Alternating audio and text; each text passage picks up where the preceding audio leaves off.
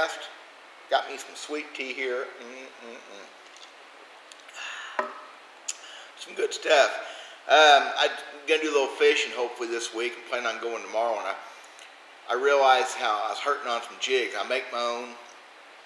Mostly, I always have. I was sponsored for a few years and had to use their stuff, but I've always made my own jigs. And I'm kind of short on the flipping jigs that I like for this time of year and the swim jigs.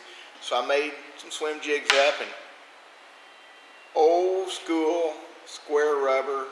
What? That thing's just ugly, ain't it? There ain't no secrets there. But this thing ain't about building jigs or talking about jig fishing mostly, except I will do some videos this winter. I think people will enjoy that. I'm going to do some lure making stuff, some old school lure making. I make those plugged and topwater baits. I paint them. It's real easy to do. Anybody can do it.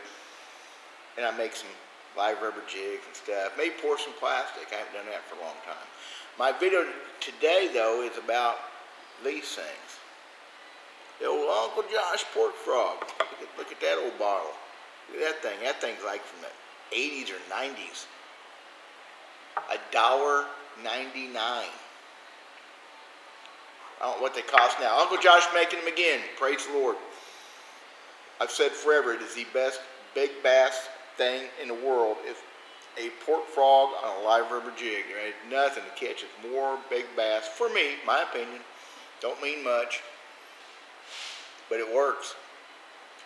I got my butt handed to me a few years ago, kind of on ultimatebass.com on discussion forum, when talking about these pork frogs going out of business, and some young whippersnapper, whatever, he don't know. He said, yeah, they ain't as good as plastic. If it was as good as plastic, they'd still be making them.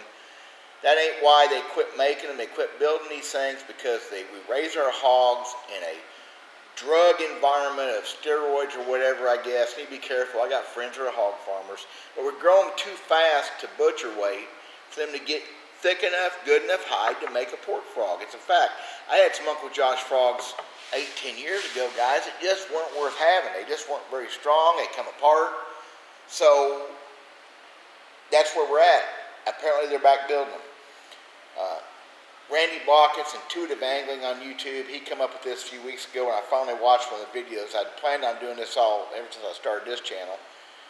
Well, that was 2 weeks ago. Anyway, pork frogs, tremendous baits. First time I ever threw one, I'd read about it in Bassmaster magazine, and it was all about the jig and pig, they call it. It's a cute name. The jig and frog always sounded a little bit more better to me. More better, that's good.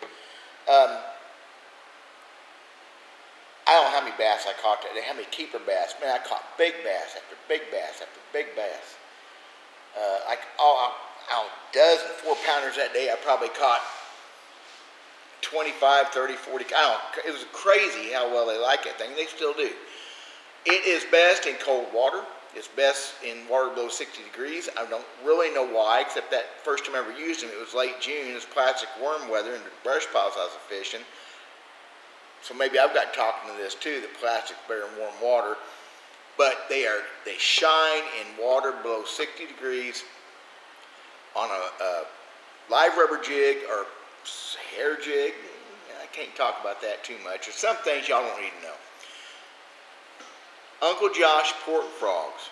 Randy says that they're going to have a rejuvenation, a rebirth. I kind of hope not, because it really is a secret, whatever. Kind of like this thing. That's a secret. I can't talk about that, though. One more time. Okay. Oh, wait a minute. You can freeze frame that, can't you? Look at that thing bounce. That was pretty. Some special effects here. Anyway, pork frogs. I'm going to keep on throwing them. I bought a bunch of them when I heard it was going out of business. And I had some friends send me some off ultimatebass.com. Some really nice guys. Mr. Garner, thank you very much, from Belton, Texas. You done good. I've got enough to last me the rest of my life. I would like to have some spin pork frogs for them hair jigs that we ain't talking about.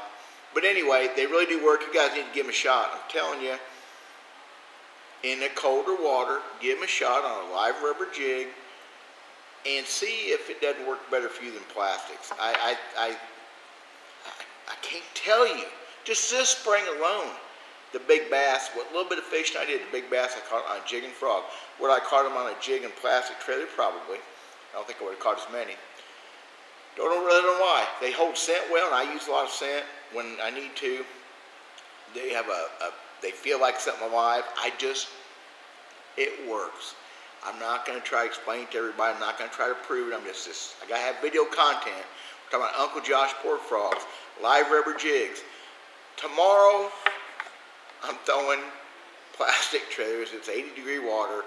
My flipping baits is this weird color that I really don't want to talk about too much. It'll have a big old trailer on it. I'm flipping it. Some sort of twisty trailer swim. Probably just a double tail white on that. Anyway, jig thing, that's more talk. A jig is probably my favorite. Well, it is. It's my favorite all-around big bass lure. As much as I love the spook, as much as I love that whopper popper, is pretty cool, and that big old worm, the jig's better. Year in, year out, every month, out of a 12-month period, you're going to catch more bass on a big jig. So there you go. Short cast, guys. UltimateBass.com, discussion forum. Go there if you ain't been there. Say hi to everybody. Don't tell me you know me. It may get you run out.